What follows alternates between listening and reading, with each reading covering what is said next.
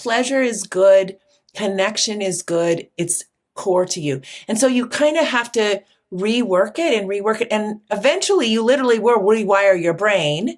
And there will come a day when you'll be doing one of these activities and you'll realize you don't hear that guilt voice any longer.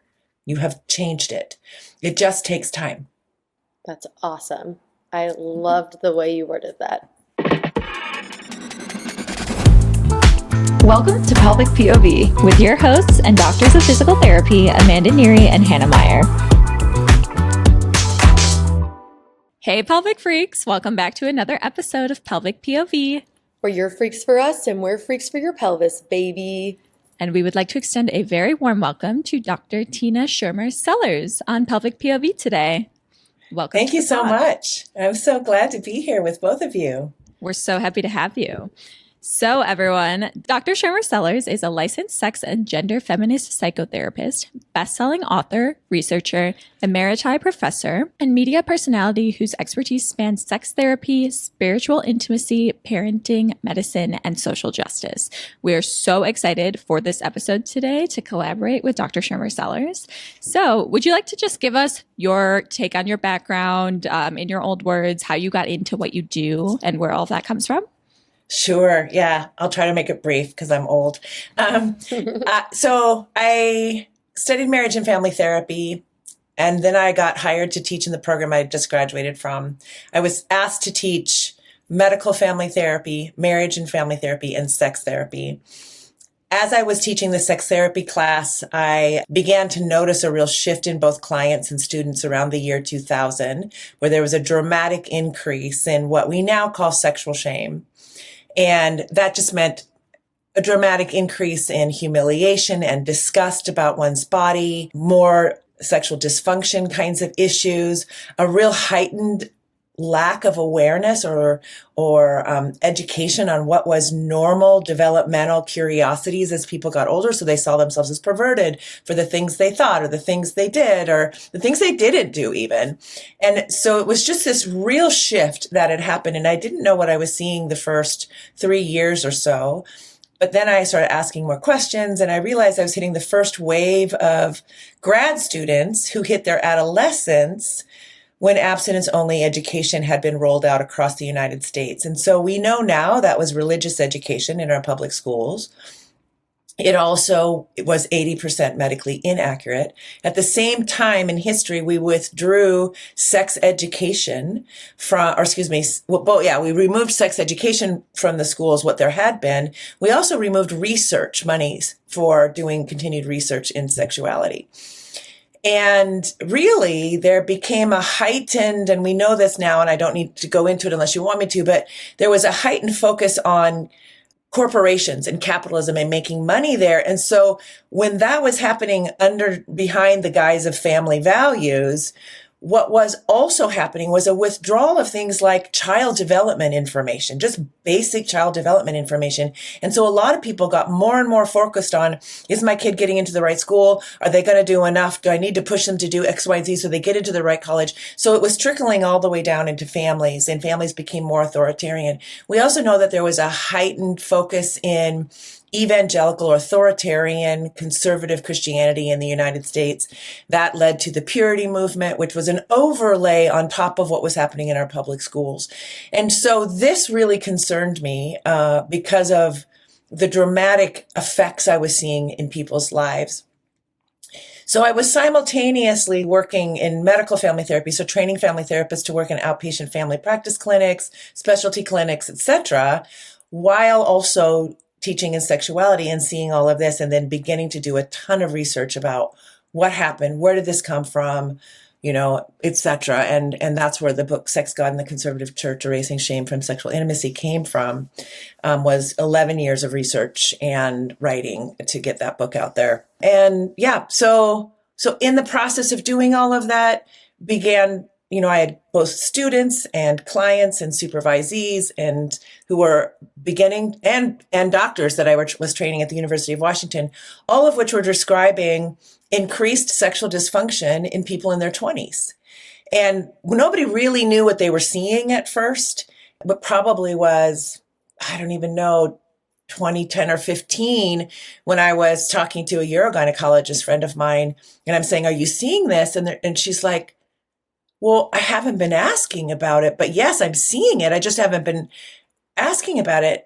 I just assumed there was more and more sexual abuse. And I said, this is a type of sexual abuse because you're abusing their developing sexuality. But I want you to start now querying around this. And I started talking to pelvic floor folks and asking them to do the same thing. And sure enough, now we know. I mean, we see it and we know it and we ask about it. But at first we just didn't even know what we were seeing. Yeah, that makes so much sense. I mean, even in pelvic floor PT, when we're talking about like religious trauma specifically, it's not something that we specifically are asking about unless a patient brings it up, Right. And sometimes they don't even know to bring that up because they don't know it even exists. Exactly. So, Well, and they don't think, they've been discounted their whole life. They don't think that this is something that happened to them. mm-hmm. As you guys see, women blame themselves. Something's wrong with me. I'm broken. I should be able to do this. I should like this, what XYZ. The ignorance about their own rights, their rights for pleasure, their rights for being able to have what they want and have touch that they want is just so far really down the road. I mean, I think the increased misogyny that we've had in our culture as well has layered onto women feeling like it's not about me. It's about, especially in heterosexual relationships, it's about him. Our queer folks are just doing so much better because they know to ask and talk, and there's no presupposition about what sexuality should look like. But in our straight relationships is really where we're seeing so much of women not knowing their own, what I will call erotic agency. Dr. Dawn McGregor recently did research in what she called sexual agency, but I like to call it erotic agency because it can get confusing. People think, well, sexual agency is just about sex and sexuality, isn't it? And while there's a lot of power that comes out of that, really, our sexuality is informed by our sense of life force, which is what erotic means at the core. It's our life force. And when we have life force that allows for us to have our own rights and choices and desires for pleasure and knowing our body, what we like and don't like and all of that, it ends up really spilling out into me having more agency in every area of my life. But it doesn't work the other way. In other words, women who have a lot of agency in their home life or in their work life or with their friends doesn't necessarily amount to erotic agency. They can totally be giving up their life and choice and what they want and don't want in around sexuality and intimacy. So Yeah, the work you do is so incredibly impressive to me. And this is, something that we have started to talk to patients about more. But I would say maybe a handful of patients have brought this up to me on their own, at least in their initial plan of care. Once we're really diving deep, they're like, hey, maybe there is some conditioning there. And I think your comment about queer people is so important too, because so many people, like the queer experience involves so much exploration of sex and sexuality where you have to acknowledge all of these experiences that you've had. Yes. And for your basic not basic.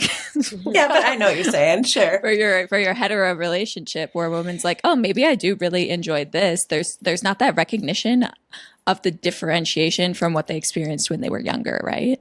Right. So exactly. It's so fascinating to hear that from your perspective. Well, and one of the things that's really important and shapes this entire conversation and also how people live out their lives is what were the patriarchal messages that they were marinated in when they were growing up, right? And if they're straight, then they're with men who were marinated in a particular patriarchal message. We did not have sex education. We have not had it since 1980. And so people get all of their education from media or from friends, which is really the same thing, and we have to look at what is heterosexual male education via media, if you will, putting that in quotes. It's misogynistic. It's about exploiting women. It's about men using women for their own pleasure, which is the way we run capitalism, right? It's about exploitation, making people feel bad to take from them.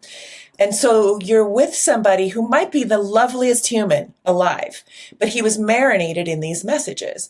Well, she was marinated in those messages too, but she also got the message that men are not responsible or not held responsible for what they do sexually. So if a man acts out sexually in a way that's hurtful, it is her fault.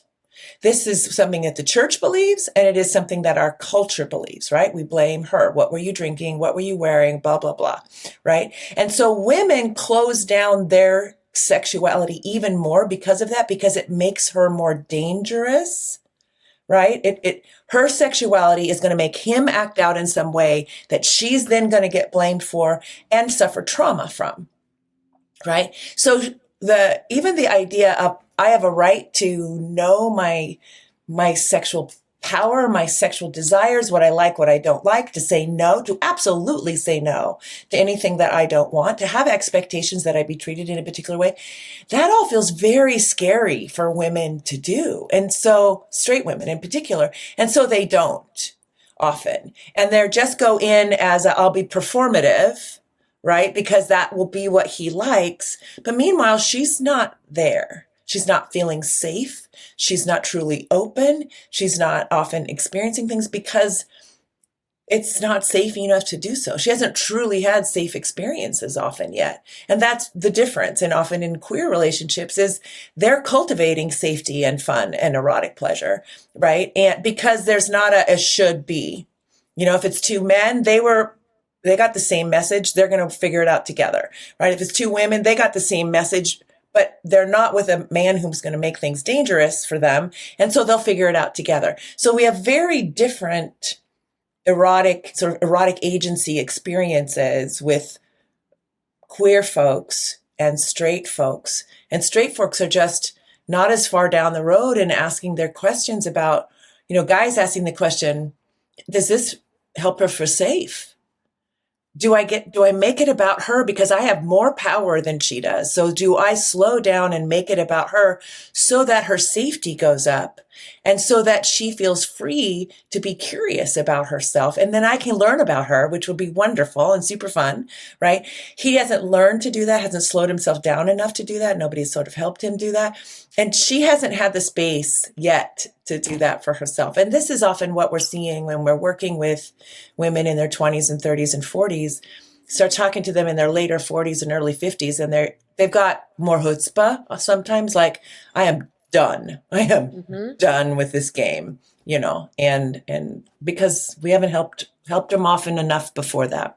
Yeah, and that's pretty much what we're seeing from a pelvic floor therapist standpoint as well. We're seeing people that have had whatever symptom they're presenting with for maybe a decade plus before they're okay, I am done with this. I just learned what pelvic floor therapy is, and now I'm ready to see if this is involved in that somehow. Exactly. Yeah. It's really important what you guys do. I just have to say over and over and over again, it's so important what you do, because the fact that you touch is helping the brain and the heart and the body align. She often has not seen her genitals. She doesn't know about her parts, and so she actually needs a really loving, slow presence that says, my hand's just going to go right here. We're going to take some moments and breathe into it. This is a magnificent and beautiful and powerful part of your body. And we're going to slowly learn about it, because I know the messages you've gotten out there have not told you that. Right? It's just so important, because therapists don't do the touching, right? But you guys do. And there's so much goodness. I'll tell you a little story. I had a gynecology friend who had been noticing what you guys are noticing, right? Too. And so she rigged up her iPad to a camera. She would give the iPad to her patients as they're laying there in stirrups. And then she would show them and point out their whole body and just talk about how powerful and incredible this. You talk about ancient ideas about the vulva, and the power and how it holds memory. And just all kinds of things. And she said that it was almost shocking how many ahas there were for women, because they had never known that part of their body. So anyway, I just want to say that and say that again. So Yeah. glad for you guys and what you do. Yeah. I mean, that goes the same to you. Like everything that you're doing, these conversations are so important. That's why we're so happy to have you on the podcast today. And you said so many good golden nuggets that I wanted to like jump in and like put my input in. But I was like, I'm going to let her talk because she's doing such a good job.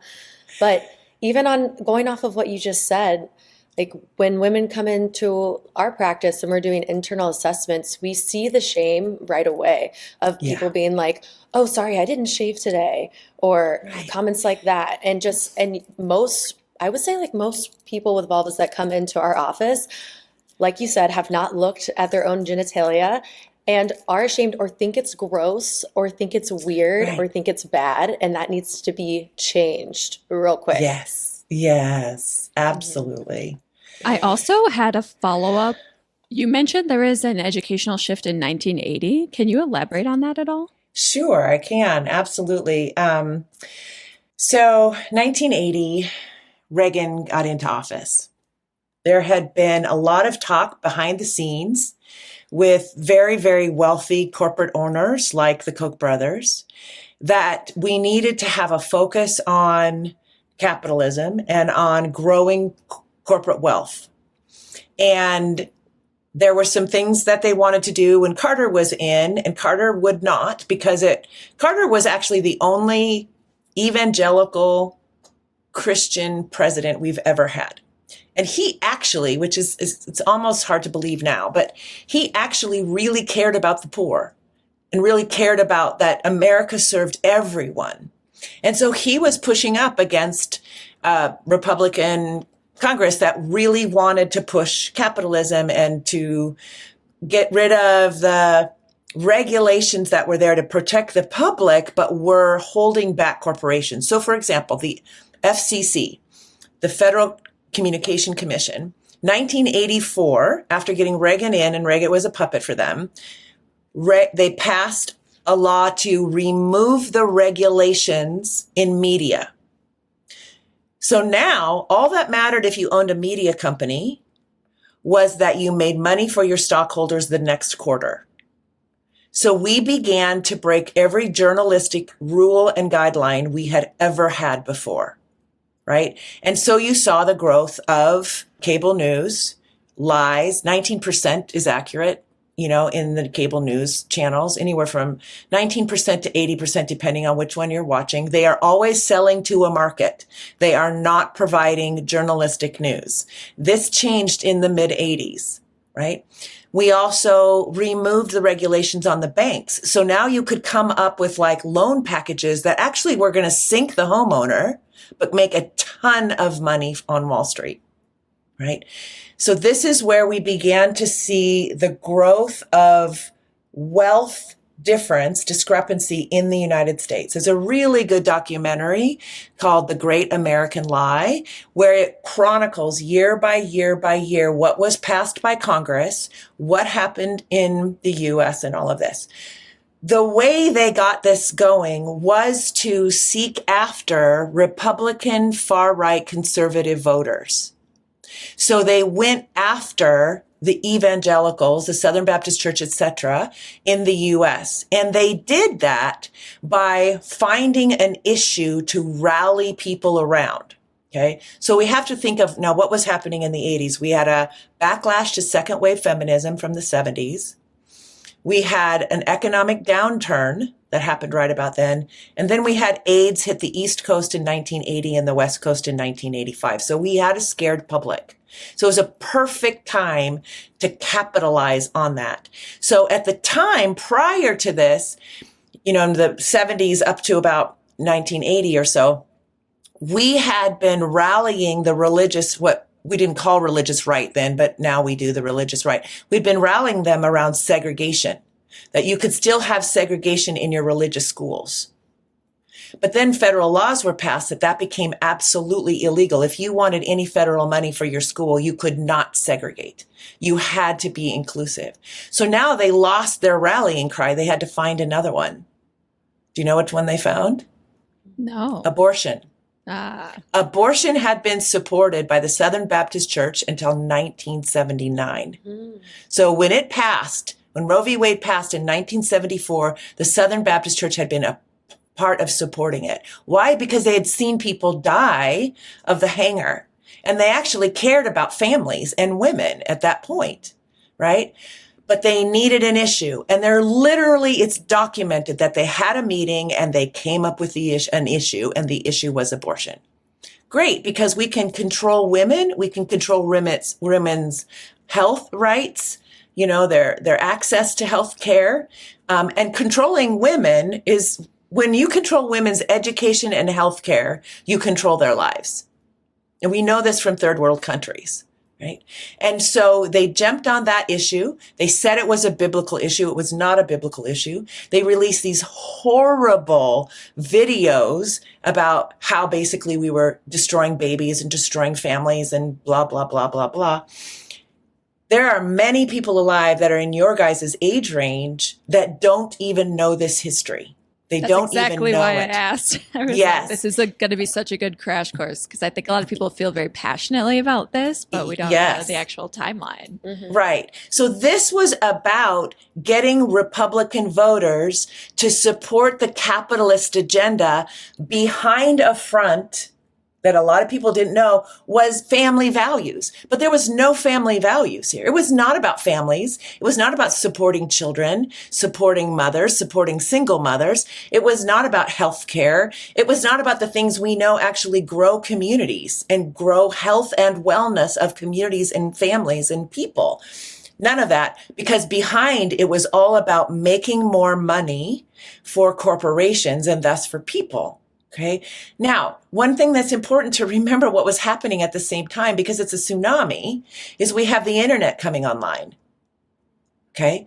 And we have video games coming online. This is a great place for not just selling, but selling women's violence.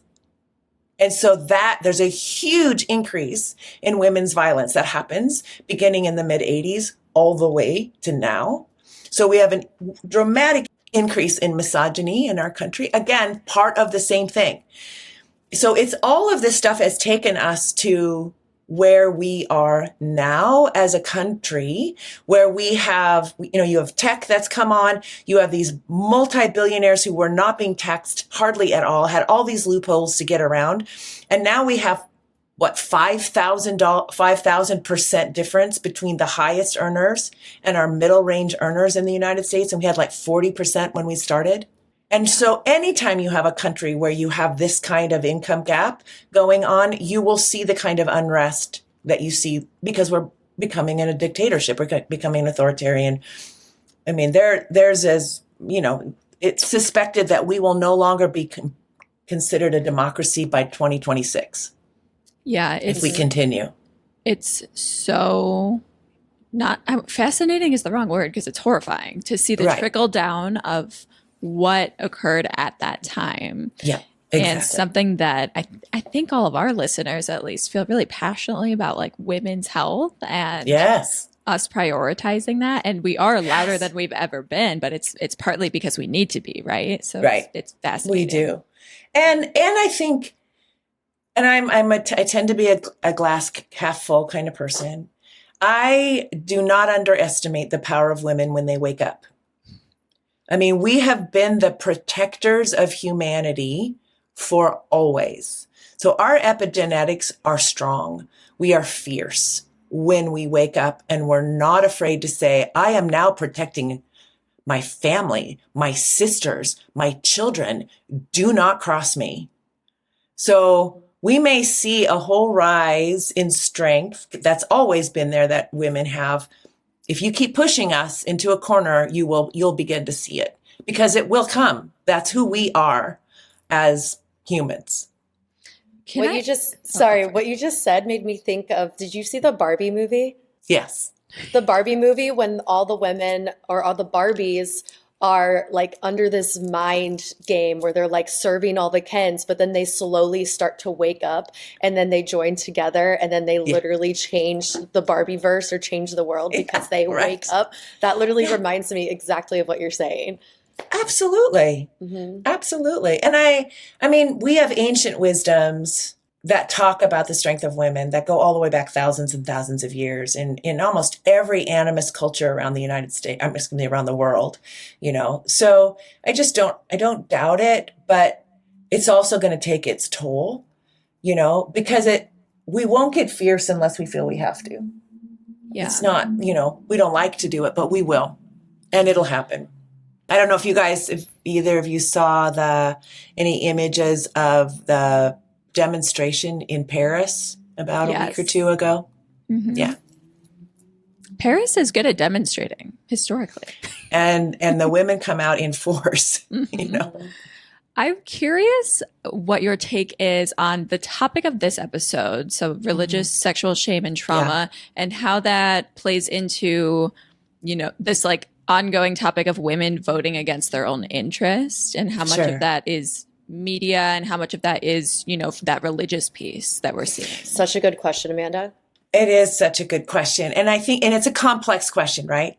So we have to look at things like, so what does she stand to lose if she learns about herself and develops her own voice? And that's a question for every woman. For some women, the cost feels too great because they don't have financial power.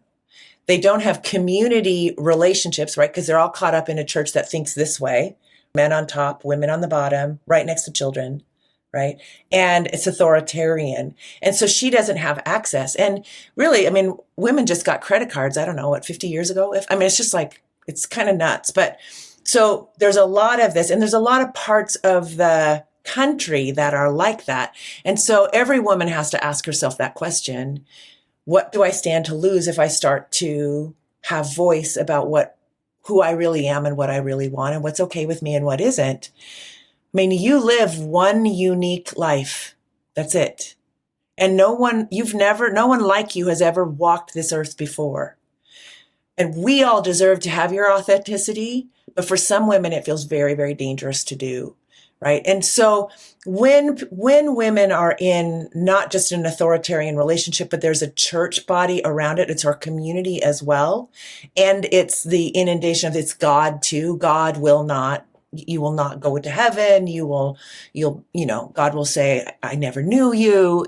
All these sort of things are used against women. So I think we have to have compassion for what that might mean for her. So it's a complex issue. For other women who've got some of their own resources, emotional, community, financial, they're able to make some choices and think about themselves. And it often takes a little bit of life underneath them before they're willing to do that.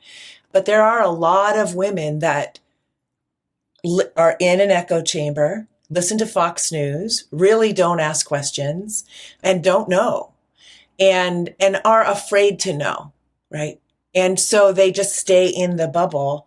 I have a lot of pain that I carry for those people because I worked in oncology for a decade, and I know what it's like to sit at somebody's bed when they realize that they have no more days left or very few days left.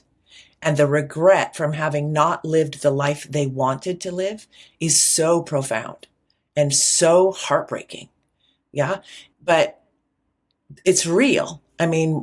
Women stand to lose everything, and literally everything, if they leave their religious community or their Bible Belt community, or their LDS community. It's like she often has to spend some years building resources so she can survive outside of that. I don't know if that answers your question well enough, but that's where my head goes when I think about that question of why do women vote against their own best interest? Yeah, it's something that I talk about a lot within my community. And as someone who doesn't vote that way, it's always hard to grasp, right? It's just something I want to understand deeper. Yeah. And it's almost that piece of like, am I willing to dive fully into my femininity, sexuality, feminine rage? Whereas I can just kind of value maybe my whiteness and get farther going that route. Sure. So there's just all of these nuanced topics within that I'm so intrigued by. Absolutely. Yeah. Just even a recognition of my whiteness and the privilege that comes with that. That's even a dangerous thing for some people to reflect on, right? Because they're married to somebody who doesn't reflect on that. Mm-hmm.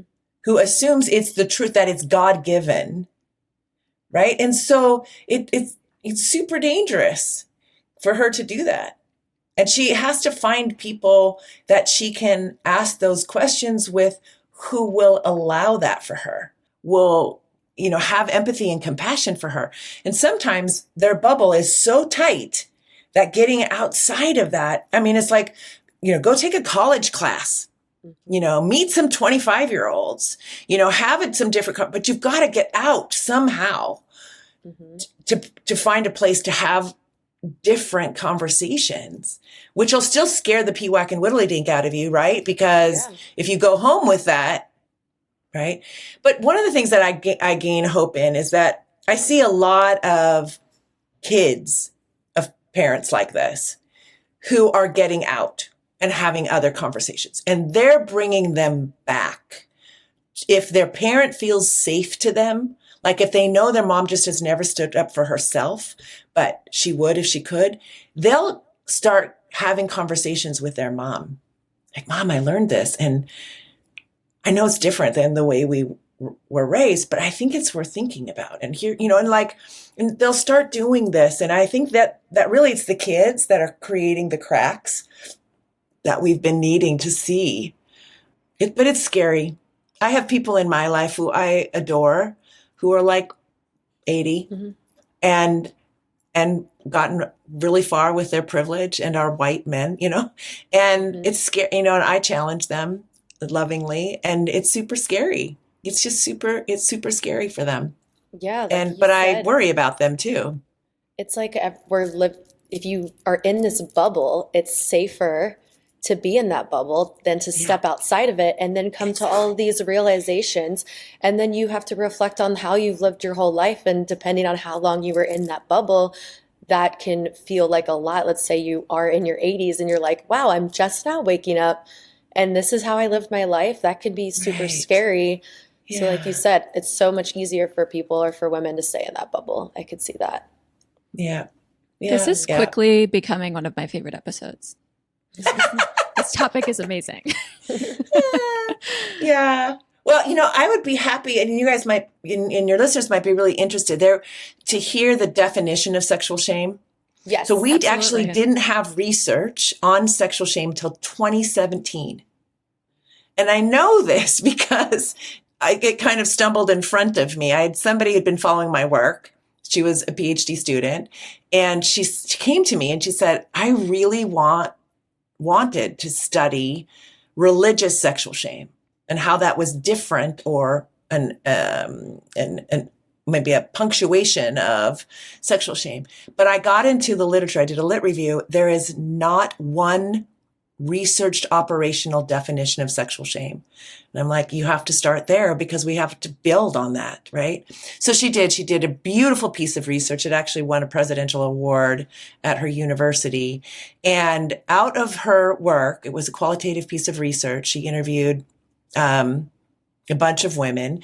They did not, only a few of them described themselves as coming from a religious background, right? They had just grown up in this post-1980s world, right? And so this is what came out of her work. Sexual shame is a visceral feeling, which you guys know better than anybody. It is in the body, right? It's a visceral feeling. Sometimes we don't even understand it, but we know it, right? A visceral feeling of humiliation and disgust toward one's own body and identity as a sexual being, and a belief of being abnormal, inferior, and unworthy. This feeling can be internalized, because that's where it goes, internalized, but it also manifests in interpersonal relationships. And I'll actually say right here that that's where it begins, right? An infant finds their genitals around the point of being about a year old, right? They've now gotten control of their hands. They've reached for things, and their hand is going to land on their genitals when they're getting their diaper changed or they're in the tub. It's just going to happen somewhere around there, 11 months, a year. When they do, I always say it was one of the best days of their life because they found out within reach, I have a part of my body that feels fabulous when I touch it, right? But the experience of the vast majority, and I mean 95% or more of people in the US, is that when that happens, somebody is there to yell at them, tell them it's gross, slap their hand away, it's dirty, right? And understanding child development is to understand that the child does not stop doing that at that point, because they don't have the cognitive capacity to remember social things yet. They're going to be 4 or 5 before they remember, oh, I should go into my room, or I whatever, right? They just don't hold that memory yet.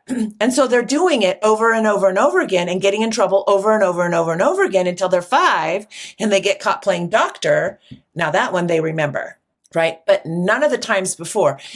It begins interpersonally with this message that something must be wrong with me because I don't know what I'm doing. I'm just being me. Right? That's shame, right? So it's internalized, but it also manifests in interpersonal relationships, having a negative impact on trust, communication, and physical and emotional intimacy. So what are the things that we use to form bonding, attachment in our most important relationships? Trust, communication, and physical and emotional intimacy. So now we have attacked the very part of people's lives where they attach and have meaningful or could have meaningful relationships. So they have learned they're fundamentally bad and unworthy, and it's affected all of these areas of attachment. So they put on a mask. And if you love them, they think to themselves, yeah, you're loving this presentation. You're loving this mask. If I took this mask off, you wouldn't possibly love me. And this is what goes into their adulthood, right? Okay, so we know that sexual shame develops across the lifespan in interactions with interpersonal relationship, but then one's culture and society doesn't overlay, right? You got to feel bad about yourself to keep buying things, right?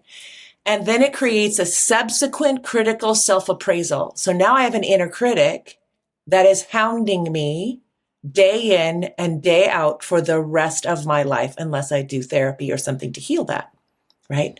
It's a continuous feedback loop.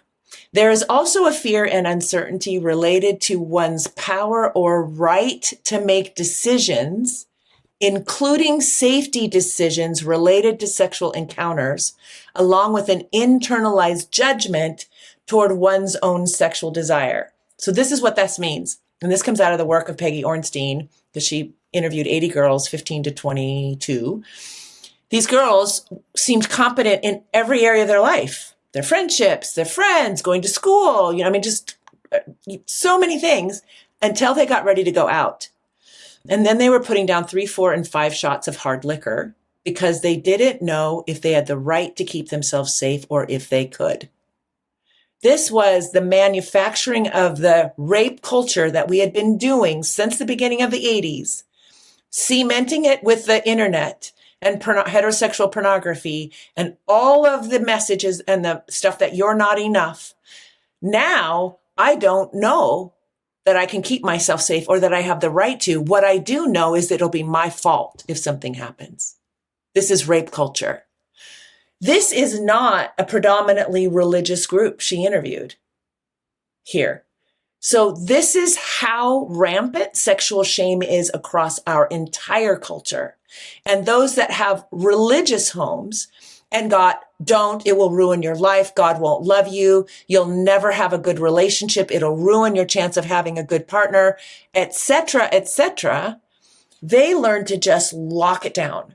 So what I've noticed is the women who are the most anxious and most earnest, like you just can see them as adolescents, just trying to get that A, working really hard, trying to make everybody happy, right? They're the ones who are often going to have pelvic floor issues because everything got locked down, right? That's how afraid their whole being is. So the work that you are doing is with, I think, some of the most challenging pelvic issues that are seen, right? And I'm so glad when people find their way to you, because a lot of times when they just go to a gynecologist, they'll have an exam done and nobody's being careful and they're getting traumatized again.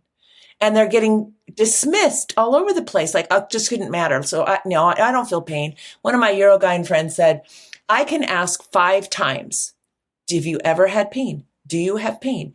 Does this hurt? And there'll be no, no, no, no, until finally it's a yes. It's also so important that listeners take in what you just said about how early this starts in life. Yeah. Because when we see people, I think there's also some shame around, why am I not getting better faster? I have to Right. almost perform and say that my symptoms Yeah. are getting better. And we often have to have this conversation like, this stuff you're experiencing is very deep seated and it's not going to go away overnight. It takes a ton Right. of time and repetition. Yeah. And it's repetition at multiple levels. So there's repetition with the body and befriending the body and knowing the body and learning the body. But it's also a lot of healing from the trauma that your developing curiosity and sexuality had, because it was slammed at every turn, right? At every turn. And if you were in an authoritarian home, you also got slammed for not acting 30 when you were 3 and 5, and you dropped the bottle of milk, or you dropped just like you were getting in trouble for just being developmentally on task, what I call fulfilling your job description. Fulfilling your job description as an 8-year-old or a 10-year-old or a 15-year-old, there are job descriptions and they are supposed to do certain things like push back on you and stuff. It's not you. They're trying to find their sense of self, right? And so many authoritarian homes called that disobedience to parents, and thus disobedience to God. So it's a lot to unpack, and there's a lot of grief and a huge sense of betrayal when people start confronting this. They weren't taught there was a loving God who loves you just because you are, not for what you do or don't do. Yeah. And then when we're talking about like the patients that we see, when they're coming, they're experiencing all of this, right? And then it manifests into, I guess we should kind of reiterate what we're treating. Pelvic pain, which can look with like pain with intercourse, pain with penetration, even just touching the vulva can be painful. Right. And like you said too, like sometimes I'll be doing internal work with someone and I'll ask for my pain rating. Like I'll ask like, okay, Yes. do you have a pain rating with this? And they're like, oh, I don't know, a 7 maybe, but they'll be like straight face. And I'm like, Yeah. a 7, like we need to back off a little bit. Like Right. all these people are taught that this is how it's supposed to feel. Is this pain? That's right. This is my normal. This is how it feels. And it's not supposed to feel like a 7 out of 10 pain. No. It's No. crazy. So, and then with, like you said, they're going to the gynecologist getting re-traumatized because we're not careful. That's why we're really careful with the work that we do. We work really slow because the body needs to relearn that this Yes. is not pain. So the more painful experiences we have, the worse it's going to get. So we need to start with like a small size dilator, for example, Sure. or even smaller than a finger sometimes to get the body used to like, okay, this is what penetration is supposed to feel like. And then we Right. can progress from there. But Right. it's a long road and a lot to unpack, like you said. It's so much to unpack. Yeah. And even that you have the right to not be in pain. Mm-hmm. And so when we would work with complex cases, there would be the pelvic floor person. We would get them through medical evals with a urogynecologist, right? We'd make sure it's not anything else. And then we've got a pelvic floor person, and we've got a marriage and family therapist who's also a sex therapist, who's also a medical family therapist, so knows how to collaborate well. And then we're working together, right? If the urogyne needs to stay on the team because of something, then we keep that person there. But otherwise, it's back and forth between the therapist, sex therapist, and the pelvic floor person, because there are things that can be done on the therapy side. For example, we are going to make a pact that there is not going to be any touch happening to you with yourself or with you and your partner where pain is involved. No more pain, because we are going for connection and pleasure. Well, but my partner this and my partner that. Then bring your partner in, because I know your partner does not want to be hurting you, right? And so we need to help them learn too. And then you're trying to actually help the partner take a position as a healer and not this is about them, because it's not going to be about them for quite a while. They're going to need to move through their arousal cycle on their own, right? And come to her without an expectation except for, I want you to feel comfort. I want you to feel pleasure. I want you to feel safe. And I want us to explore having fun, like what feels good, right? We're going to go all the way back because you never got this. You never got safe touch as a teenager or whatever, right? They're going to go all the way back. And so the therapist and sex therapist will be working in that way to safely create eroticism that will work for them, and no more saying yes to pain, and you're doing that too, like we're not going to do anything that's going to cause pain, but we are going to teach the body that it can be safe. Absolutely. This is why it's so important that we collaborate with various practitioners, and we often collaborate with sex therapists, and this just affirms that, that's the thing we should be doing, because both aspects of it are so important. They are. And this is where we're trying to, it's kind of like multidisciplinary healing, right? We've got biopsychosocial, spiritual, sexual, human in front of us. And if they experience sexual shame, it hit at every one of those levels. And so we're trying to heal at all of those levels, healing of the body, healing of the emotional system, right? And then healing of the social system, right? And then how did it affect meaning, spirituality, like deep meaning? I'm bad. Well, let's look at that. Somebody's got to help. Let's got to unpack that. And then sexuality, your right to connection and pleasure in your life in a way that you want, that feels good to you. It's a very complex healing process. Absolutely. So I wanted to pick your brain a little bit, because we obviously refer out a lot, but what would your advice be to physical practitioners to work on creating safer spaces with patients?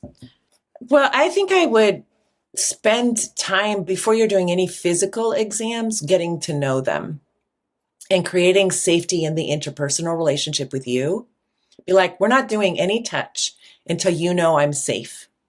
Mm-hmm. So what do I need to understand about you, your life, and your experiences that will help me understand what creates safety for you? Because you have pelvic pain, but we're not going to go right there right away, because there's usually a lot in that, right? It's like if your body could speak, what would it tell me? If your vulva could speak, if your pelvis could speak, your pelvic floor could speak, what would it tell me about what you've been through in your life? And these are really hard questions. Like to you and me, this is like, oh, I can talk about that. But to the people that are brand new to this, that's like, what? And I'm like, I know I'm really weird. I'm a kind of a goofy, but I really believe that we are an integrated whole. We are body, mind, soul, spirit. We're integrated whole. And I want you to know that I want to work only in ways that you feel safe, and we can take measured steps to help you heal, but we're not going to take leaps, because we don't want to re-scare your body or your heart or your mind or your soul. So I would say you start by forming that sense of trust between the two of you. And I know that might get in the way of how in the world do I chart that? Right? But yeah, insurance companies ought not be telling us how to practice. No. Mm-hmm. Especially when they blow off women's health all the way across the board. Your listeners, I imagine, know already from you guys, but I'm going to say it again, that if you are a pelvic floor therapist, you had to go on to study that. That does not come in PT school. Nope. We ignore the pelvis. Well, same for therapists and doctors. They also don't get any training in sexuality or the pelvis at all. And if they want to learn about that, they have to go on and get a second certificate to learn about sexuality and the body and what sexual health is, what pelvic health is, all of it. And so, it doesn't change the fact that people are biopsychosocial, spiritual, sexual. They are body, mind, soul, and spirit. They are a whole entity. Most patients think that when they go see a doctor, they've been trained in all those areas too, but they have not. We have siloed training in the US. So our insurance companies tell us what we're supposed to do and how we're supposed to practice. It's not helpful. And so a lot of times we are doing things that would be like, but I've got to spend time creating safety first before we do any, exam kind of stuff. Or I'm not sure how it works there, but we see it on our side too. Yeah, no, we do. We spend a ton of time with newer patients on the subjective assessment and just building rapport with them and cultivating that safety. So, yeah, on top of our subjective questions, we're still getting to know that, like, we joke about how, like, oh, we have our 1 hour sessions. We talk about literally everything and we're joking. It's almost like we're friends because it's so important to create that safe space. So it's almost as important as collecting okay, how often do you pee per day? Like, how are your bowel movements? Are you straining? Blah, blah, blah. All these like medical questions are just as important as what do you do for work? Oh, like, how is your whatever, anything. So that's validating for me because sometimes I feel like I get so like sidetracked because I am such a talker, but it's just as important in the session.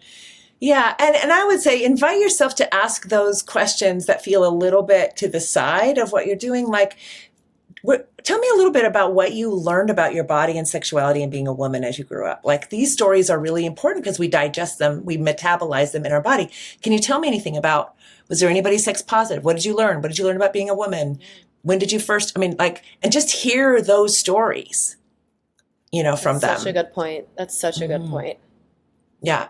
I definitely because so much is locked that in those stories. Yeah.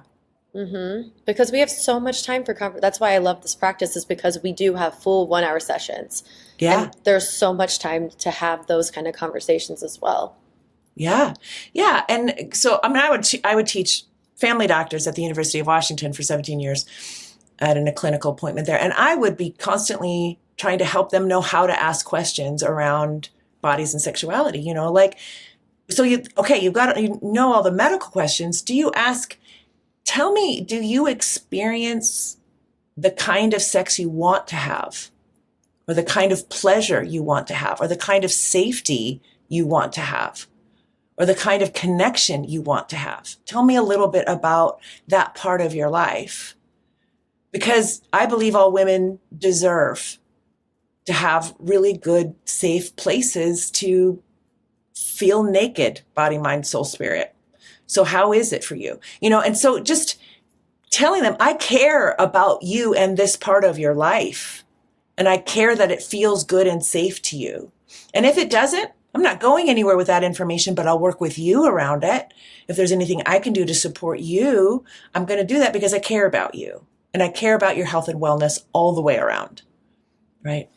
Yeah. So just kind of walking into some of those spaces, I think, is super important. And I think that really builds intimacy and trust with your patients, with you. Like, okay, if I can talk about this here, I've not been able to talk about this anywhere. I couldn't talk to my parents. I've never talked to my husband about it. I can talk about it here. Wow, it's a relief. There's so many golden nugget questions that I want to add to my subjective assessment just from hearing that. That's amazing. Yeah.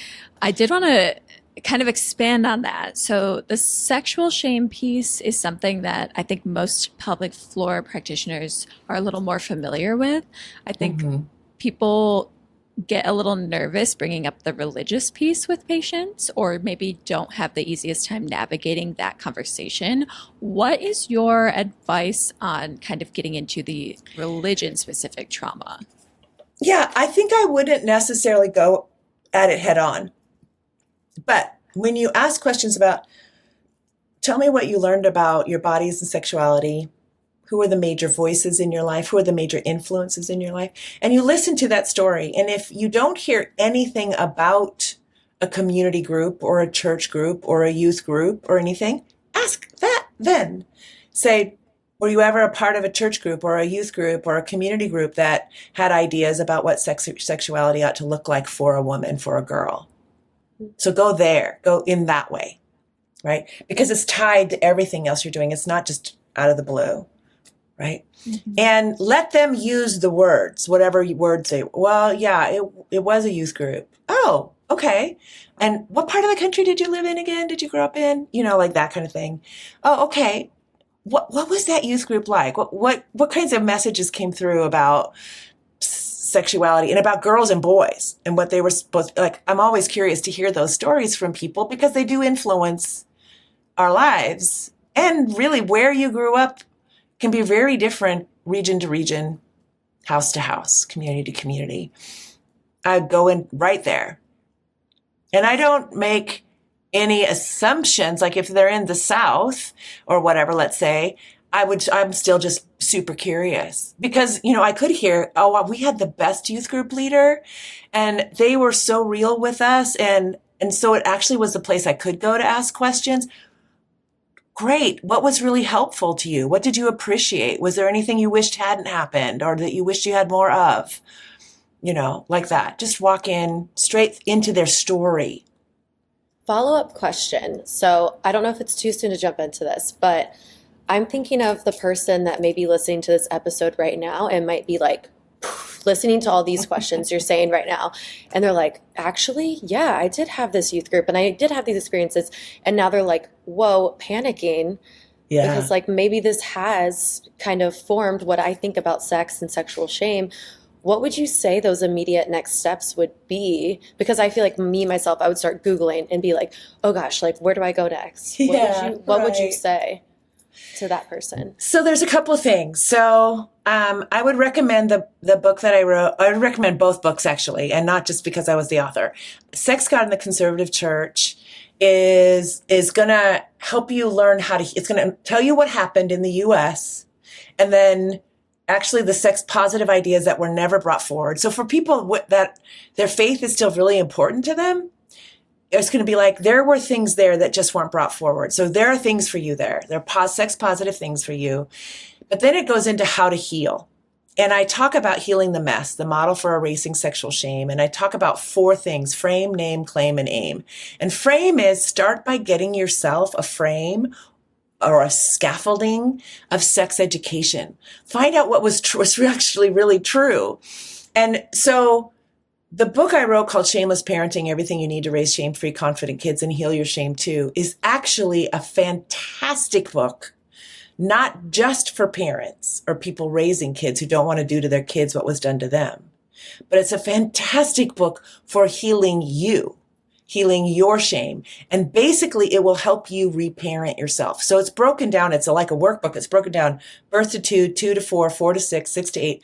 And literally I say to people, do each section. You have an inner 2-year-old, right? And here are the books you needed to have somebody reading them to you. And you're going to feel your body go, oh, that would have been so good to have that in my life, that positivity in my life. I'm just going to imagine I'm taking it all in right now, right? And then you go 2 to 4. And because at the end of every chapter, I say, here are the top books for kiddos that you can get in your library, top books for parents. And I go through, here's what kids are trying to do emotionally, their tasks, their behavioral tasks, and their body and sexual curiosities at that age. Because we all have them at different points. And then I say, here are the top books and websites. And so I'm like, literally walk yourself through that. And you're going to feel the shame start to drip off of you as you gain the knowledge you were never given that you had every right to have. Right? So that's frame. Name is tell your story to somebody who's safe.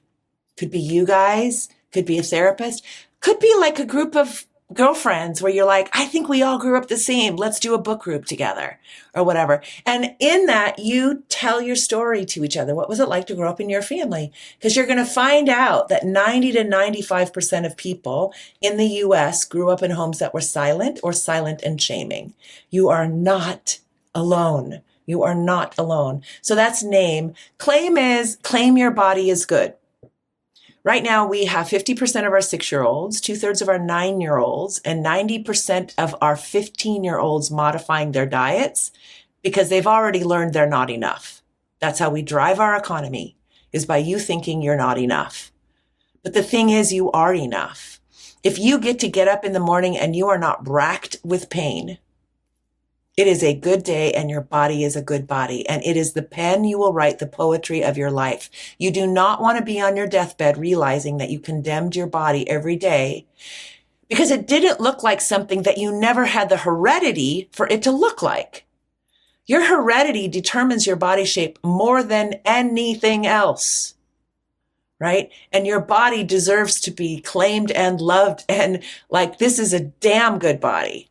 I'm so happy to have it, right? We have to start taking back what's been stolen from us to run our flippin' economy, right? To make the wealthy wealthier. I'm not going to do it anymore, right? They just start to take it back, right? So that's frame, name, and claim. When you start doing those three things, what's going to automatically start happening is you're going to realize I am crafting a new legacy of how I want to think about bodies and sexuality, a new way. And I have on my website, which is just my name, tinaschermersellers.com. I have on there about halfway down the homepage, a thing that says the Sexual Reclamation Project. And you can download that PDF, and it literally will guide you through writing your own sexual narrative so that you can see what was the arc of what happened in your own life.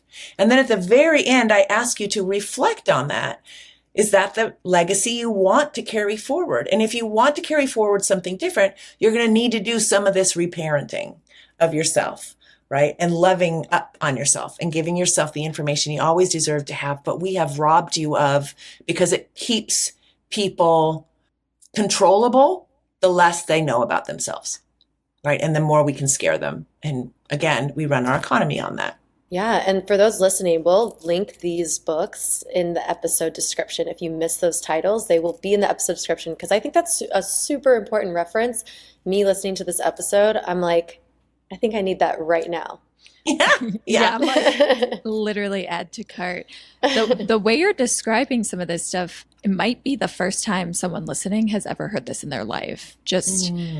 And even for us, we frame things a certain way. We try to make it digestible, but this could be a really intense episode for people to listen to in a really good way. So having that next step is huge. So I think that was an awesome question, Hannah. Yeah, really important. Let me also say that if any of your listeners can't afford either one of their books, either one of the books, just DM me and send me your email, and I will send you an Audible code so you can download an Audible version of either one. I don't want people to not get it because they can't afford them, either one. And the other thing is, if your household is like our household, which we now don't Amazon anymore. We don't give money to billionaires any longer. All you have to do is take the title to your local bookstore in your town and ask them to order it for you, and they will. Okay. That's what we do here. So feel free to, and somebody was telling me about, I think it's called Libby. I think it's a national, library thing that you can order it at your local library too. So yeah, whatever I can do to support people and get it. Yeah. That's awesome. There's also Libro FM if you prefer audiobooks, and that supports small bookstores around the country too. So there's some really good options. Great. Thank you. Amazing. Yeah, we'll definitely link all of this. Super. So we have one question. It kind of goes off of what we've talked about. We may have already answered it, but we can maybe answer this question directly. And it's from a listener, and it says, I want to explore pleasure, but I feel guilt even thinking about it. Do you have any tips on how to start feeling comfortable with experiencing pleasure for the first time? Yeah, if you think about sort of I don't want to assume that anybody understands this ahead of time, but we marinate in ideas, right? And so if there's the idea, let's say that this is bad, only bad girls do this, I feel guilty if I do that, right? You've been getting messages that haven't been helpful for you in that way. In your brain, it's like a highway. Any idea is like a highway. But if we travel that highway a lot, imagine that the grooves, it's like I live off a dirt road, in the winter, grooves will happen, right? A groove has been happening that I don't deserve this. I am bad if I do this. I am a shameful person, right? And I want to talk about, let me just briefly say the difference between guilt and shame, because I don't use the words exactly the same way everybody does. Guilt is when I do something against my own ethic. So if I have an ethic that I don't steal and I go steal, I feel guilty. It's a really yucky feeling in my stomach. It is motivating of change. Like, I don't want to feel that again. I'm not going to do that again, right? That's guilt. Shame is, I am bad. Not what I did, but me as a person am bad. So if you can distinguish, if this is, I don't deserve to do this, this is bad to do this, I am bad. Well, I want to tell you that you came out of the womb seeking connection and pleasure. Every infant born within if they're, thriving, they're doing okay, they're going to start rooting, start turning toward the breast. Not because the milk is there, because it's not there for a few days, because they're seeking connection and pleasure, right? If you walk down the halls of an Alzheimer's unit, there are people who do not have memory, but they are seeking connection and pleasure. It is core to the human experience. If we don't give toddlers enough touch, loving touch, they will suffer neurological damage. This is how humans are wired from the get-go. So you have always deserved and sought connection and pleasure. It's just that it started to get punished probably when you were pre-verbal, right? You weren't even speaking yet. Your left brain wasn't even online yet with language. It was just your right brain. It was just your creative brain, your life force brain, your creativity side of your brain. It was just that side. And you were getting slammed for fundamentally being a human. Yeah. So that's where this thought comes from. So what do? You decide it's not going to feel congruent in your body, but you're going to decide to give yourself a different message, right? So it could be that you start, when you're eating food that is delicious, you go slow and you notice how much you love it. And you just try to sit in that, like, I love this feeling. I love this flavor. This is wonderful. You're walking in the woods, deep breath. I love this place. This brings me so much joy and pleasure. I feel closer to Creator when I am in this place. That's pleasure, right? When you get brave enough, go to parts of your body that feel good to touch and touch them in a way that feels good and be like, I love you, body. You are so good and it feels so good. I love this part. It's so soft, whatever. And just start changing the narrative, even though it won't feel congruent. You'll still hear this. You'll hear this pang of guilt. Nope. Not going there. I don't believe that. That has always been wrong. I was lied to, literally lied to. Not because people were mean. They just didn't know any better because they were lied to too, right? But I'm going to stop that now. I'm going to start giving myself the messages I've always deserved, right? So if you can just imagine yourself as this sweet, beautiful, perfect toddler, be like, of course you love the inside of your bunny. That's silky fabric. That feels so good. Of course you love your clitoris. That is a wonderful part of your body. Yes, like pleasure is good. Connection is good. It's core to you. And so you kind of have to rework it. And eventually you literally will rewire your brain. And there will come a day when you'll be doing one of these activities and you'll realize you don't hear that guilt voice any longer. You have changed it. It just takes time. That's awesome. I loved the way you worded that. There's It does so many take golden repetition, nuggets. right? It's like, think about how often you were telling yourself, this is wrong, this is wrong, this is wrong, repeating that self over and over again. We're really undoing that by repeating ourselves over and over again. This is good. This feels good. This is okay. This is safe. Right. Yeah. I remember having a client one time and she had lost her husband. And so the first years were really rough because she had children. And a few years in, she came in and she said, I've decided to work on pleasure in my life. Like I'm beginning to have the energy for pleasure again, but I'm not ready to date. And she told me a story of sitting in her hot tub under the stars at night and letting one of the jets stimulate her vulva. And she said, I was just overcome with gratefulness. Like I can feel again. This is good. My life is going to be fine. Eventually it'll be fine, right? And just letting herself be thankful and literally turn it into a prayer as she's allowing herself to feel pleasure. Because to her, it was a sign of life, Like, I am going to be able to survive this, and we're going to be able to survive this. Fundamental. It's fundamental to breath, connection, and pleasure is. We have another listener story, it looks like. So basically, we posted the episode topic on our story and we said, let us know if you have any questions or stories or comments that you want us to address in the episode. So this was one we got in response to that. Growing up Catholic, women's pleasure and pleasure in general wasn't talked about, nor was just comprehensive sex ed.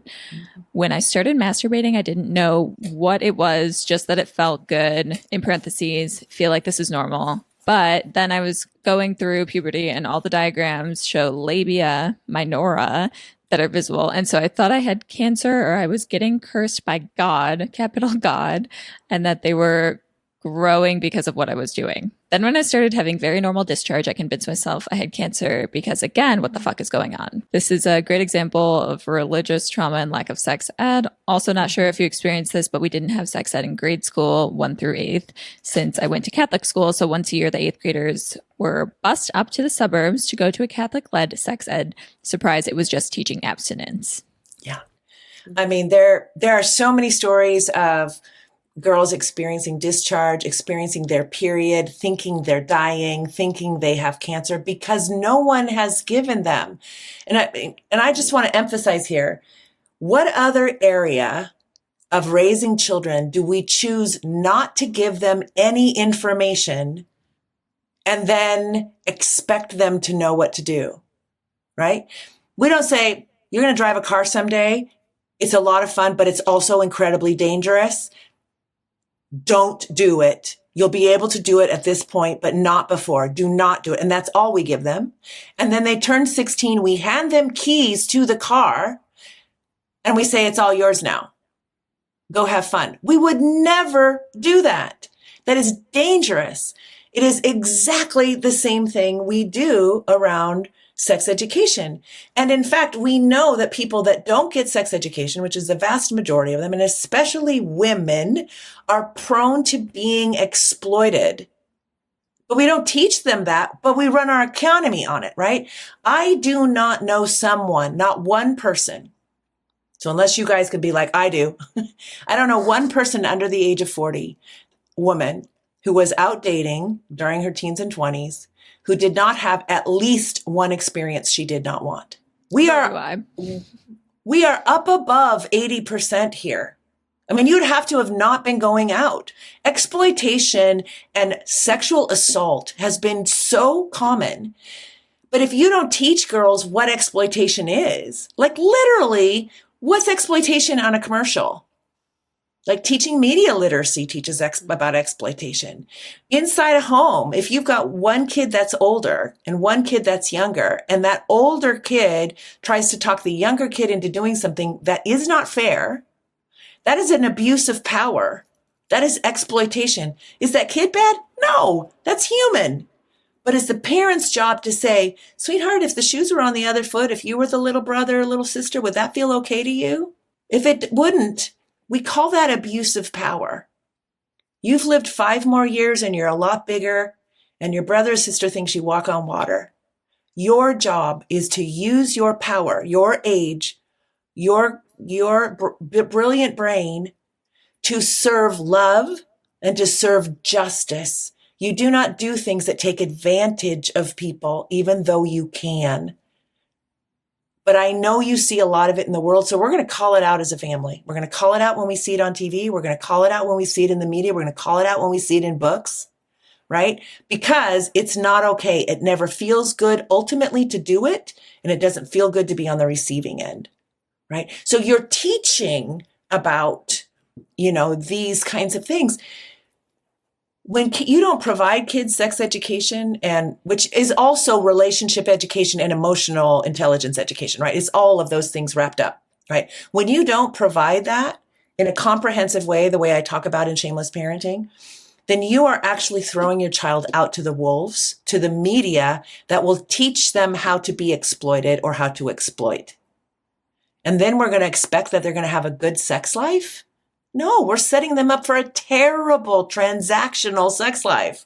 No, So, and in fact, we know from research that not only if parents learn how to provide comprehensive sex education, so a little bit along the way, because there's little things you do at different ages, it's not one talk, then kids get involved with sex later. They choose better partners. They have lower STI and teen pregnancy rates. They choose better partners in the long run. They describe having better sexual relationships as adults.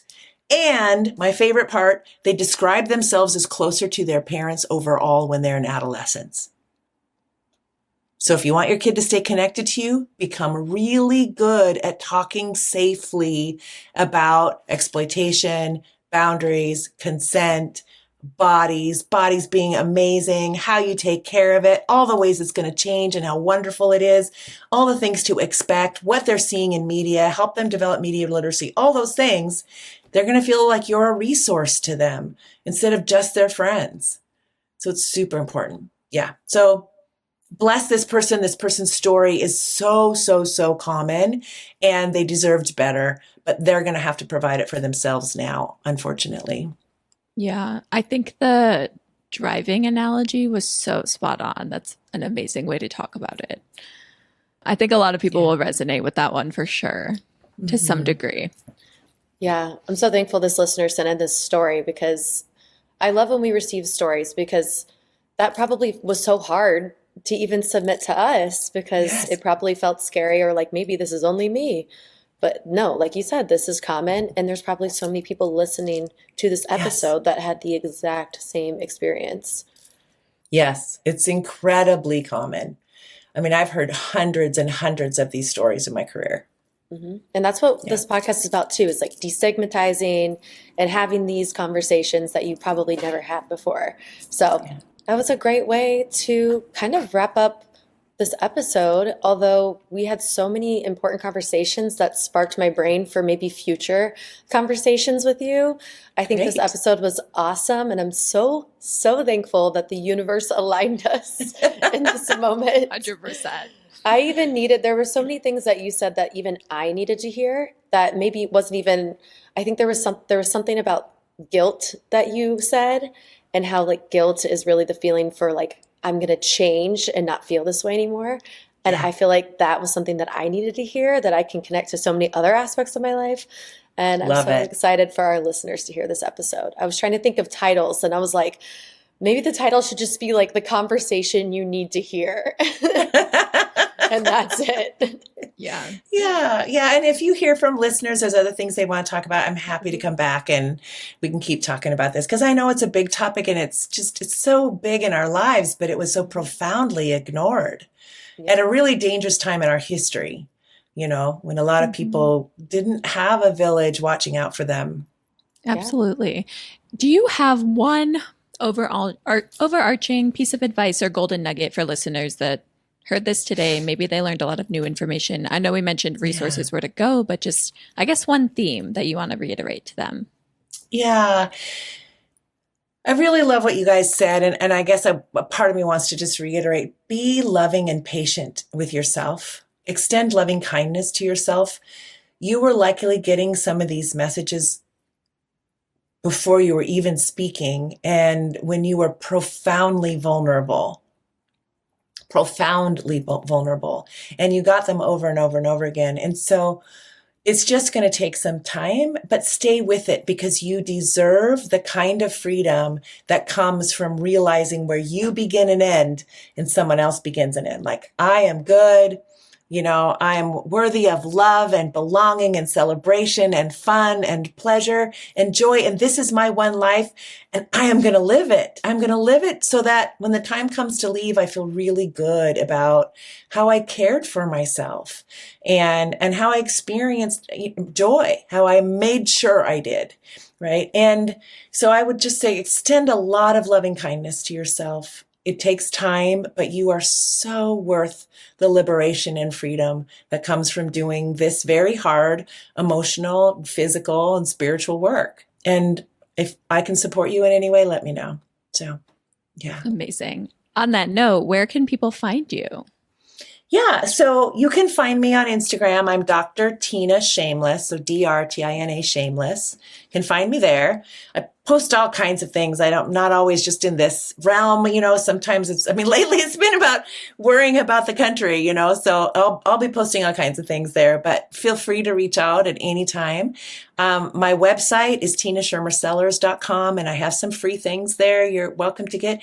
Also, if you've got other practitioners that are listening, if you go to the store tab on my website, I have handouts that I made for clinicians and educators, and because they're often the frontline people that are, talking to people. So there are handouts that are like the book, so birth to 2 to 4. Okay, you're working with adolescents here. Why don't you take these or whatever, and when you buy them, you can replicate them as much as you want in your own practice. And so you just get them once, you download it, and then you can just give them away all over the place, So those are there too. And I often forget to say that, but it's good when I'm talking to clinicians because it's often handier to sometimes just give a handout of 1 or 2 or 3 or whatever. Oh, I wanted to mention, I didn't know if you guys knew. Do you guys know this book, Wild Feminine? No. By Tammy Lynn Kent. Tammy Lynn is a pelvic floor PT here in Portland, Oregon. And she's really done a lot of work on kind of the magnificence, really, of the vulva. Like that part of a woman's body is powerful and amazing. And she just, from her own work, just like you guys, has learned that so many women don't know much about this part of their body. And she just wrote this beautiful book called Wild Feminine, Finding Power, Spirit, and Joy in the Female Body. And it's a wonderful book. I'm really glad that she wrote it because a lot of women need that. And the other book I'd recommend is Come As You Are by Emily Nagoski, which is just a good place to begin around how amazing you are. And I would bet that you guys already tell people about that book because it's a pretty well-known book. We have that one in the clinic, but I have 3 more now that I'm going to order from my local bookshop. 100%. Have at all times. And we Awesome. have a little bookshelf in our clinic of recommended reads. So we'll definitely add that to our recommended reads too. Great. Wonderful. Yeah. So fun to be with you both today. Thank you so much for having me. Yeah, thank you so Yes, much. amazing. It was great meeting you. Yep. Thank you. For any listeners, if anything came up, you have questions that we could maybe bring into a future episode, head to our social media at Pelvic POV and you can submit that at the link in our bio. And just basically anything that comes up, you can talk to us, you can tell us a story, ask us a question. Yep. And if you guys want more episodes like this, please DM us. But if you want more episodes like this, the most important thing is if you leave us a rating and review so that we get that traction on Spotify. So these important conversations can be heard by so many people that need it. So leave us a rating and review, please, Spotify and Apple Podcasts. And we'll go ahead and do our closeout. So Dr. Sellers, what we have our guests do is usually say, bye pelvic freaks, which is our closing statement. So would you do the honor? I would love to. So good to be with you and adios, pelvic freaks. Love it. Bye pelvic freaks. Bye, pelvic freaks.